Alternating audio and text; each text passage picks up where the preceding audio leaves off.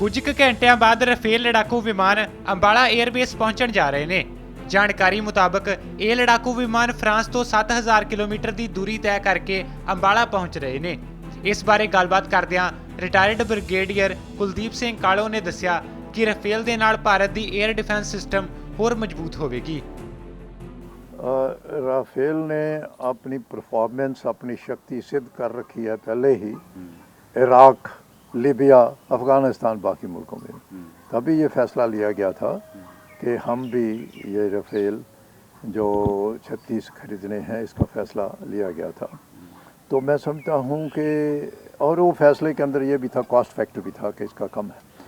तो ये जो है रफेल के साथ हमारी शक्ति जो साउथ एशिया के अंदर ख़ास तौर पर हमारी शक्ति बढ़ेगी कि हमारा शक्तिशाली मुल्क तो है ही है, मगर ख़ास तौर पर जबकि इस किस्म के एयरक्राफ्ट हमारे इंडक्ट हो रहे हैं।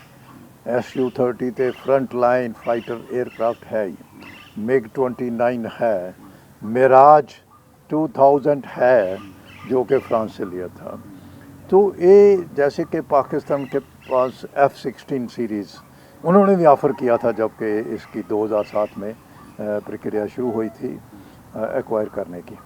तो मैं कह रहा हूँ कि इसके साथ जो इधर आके इनकी एम्प्लॉयमेंट कि किस तरीके से इनको एम्प्लॉय करना है, मेरी समझ में 2 स्क्वाड्रन जो बनेंगे, टाइम तो लगेगा ही, स्टेजेस में आएगा, फेजेस में आएगा। एक तो हो गया हमारे वेस्टर्न फ्रंट जो कि लद्दाख फ्रंट कह दो, J&K, I should say J&K front, J&K के अंदर और इधर हिमाचल भी बीच में मैं ले लेता हूँ। बाकी दूसरा साइड में आएगा जो कि ईस्टर्न फ्रंट है उस स्क्वाड्रन जो है, क्योंकि जो कि चाइना के साथ जो लाइन ऑफ एक्चुअल कंट्रोल है वो तकरीबन 3500 किलोमीटर प्लस जो पहले उन्होंने शक्सम वैली में किया 5000 किलोमीटर। सो इस इलाके के अंदर 2 जो रफेल हमारे स्क्वाड्रन आ जाएंगे। इस समय हमारे स्क्वाड्रन की संख्या जो अप्रूव्ड सैंक्शन स्ट्रेंथ थी 50s के अंदर, वो उससे बहुत कम होते जा रहे हैं। 44 से कम होते अभी 40 के पास स्क्वाड्रन थे। इससे हमारी स्क्वाड्रन की जो कमी पेशी है एक तो वो पूरी हो गई, जो ज़रूरत है जो कि आइडेंटिफाई हुई, जो कि अप्रूव हो चुकी है। अभी काफ़ी लंबे अरसे से देखिए हमारे पास SU के बाद 30 के बाद कोई आए नहीं है फाइटर एयरक्राफ्ट, हेलीकॉप्टर आ रहे हैं।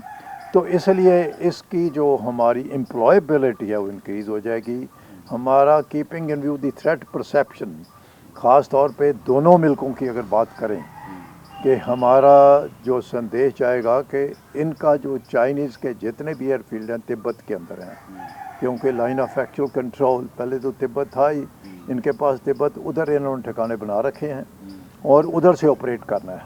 तो ये एडवांटेज होगा हमारे रफेल के लिए कि हम नीचे से सीधा उधर जाके चंडीगढ़ से टेक ऑफ करके, हम अम्बाला से टेक ऑफ करके या तेज़पुर से करके या ले से तो striking capability without entering into the air space, जो दुश्मन की एयर स्पेस है वो आइडेंटिफाई होती है, उसके अंदर जाने के बगैर उसके ठिकाने स्ट्राइक कर सकते हैं, आइडेंटिफाई कर सकते हैं, एयर टू एयर कर सकते हैं 350 किलोमीटर तक, 300 किलोमीटर तक ground, air to ground refuelling facilities है, वो आइडेंटिफिकेशन।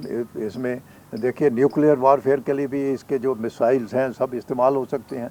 तो इसलिए मिसाइल जो इफेक्टिवनेस है उसकी बहुत बड़ी है।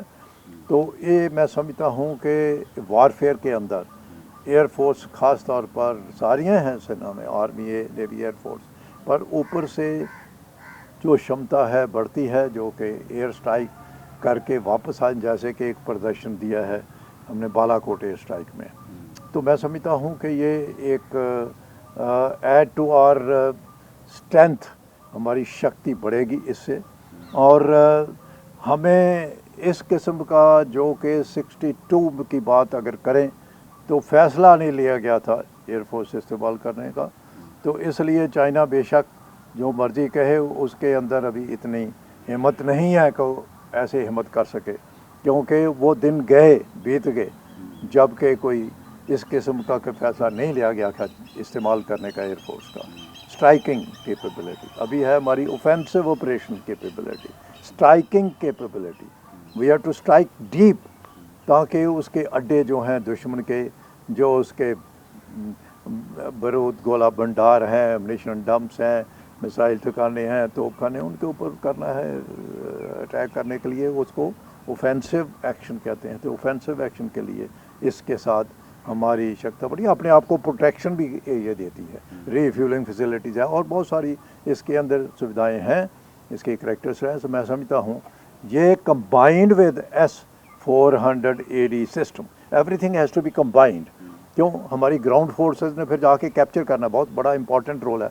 जबकि कोई इलाका हमारा, कोई दुश्मन अगर आ जाता है जहाँ हमने कोई कैप्चर करना है, क्योंकि line of control, line of actual control अभी आइडेंटिफाई नहीं है, तो ये इधर डिसएडवांटेज है जो लाइन ऑफ एक्चुअल कंट्रोल जो कि मार्क नहीं है। इसलिए ऐसी पहाड़ियाँ हैं, ऐसी वादियाँ हैं जहाँ के हर जगह पर ट्रुप से होते नहीं हैं, जहाँ के लाइन ऑफ कंट्रोल के अंदर जो कोई पाकिस्तान के साथ 740 किलोमीटर, उधर पूरा area well defended line of control. Line of control के अंदर उधर पहाड़ियाँ जहाँ भी हमारी पोस्ट हैं, well defended, gaps are covered. इधर बड़े बड़े गैप्स हैं, तो उस गैप्स के लिए मैं समझता हूँ बड़े बेशक को गलवान घाटी के अंदर हों या पेंगांगसो के पास आसपास में हों पहाड़ियों के ऊपर, तो उसके लिए बड़ी एक कारगर फोर्स, एक पोटेंट वेपन सिस्टम सिद्ध होगा। तो S-400 आने के बाद सर और ज़्यादा ताकत बढ़ेगी? यस, S-400 क्योंकि कंबाइंड ऑपरेशन है।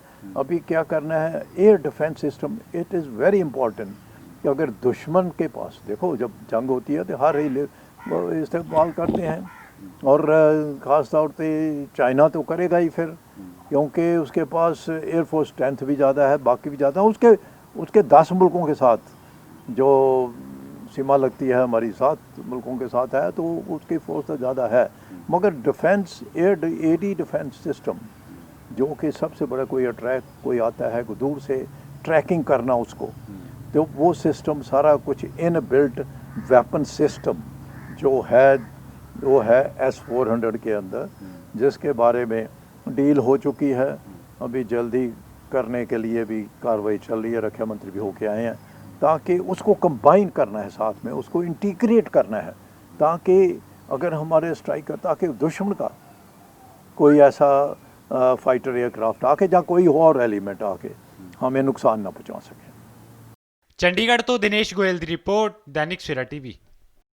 All world open challenge 17 time gold medalist मियां रफीक मोहम्मद, पंडित, मौलवी, बेगम, तांत्रिक, इन्हां चोरा ठग्गां तो सावधान। स्पेशलिस्ट वशीकरण, सट्टा नंबर, लव मैरिज, पति पत्नी च अनबन, विदेश च पक्का होना, कारोबार दा ना चलना, सिर्फ 31 घंटियां विच समाधान।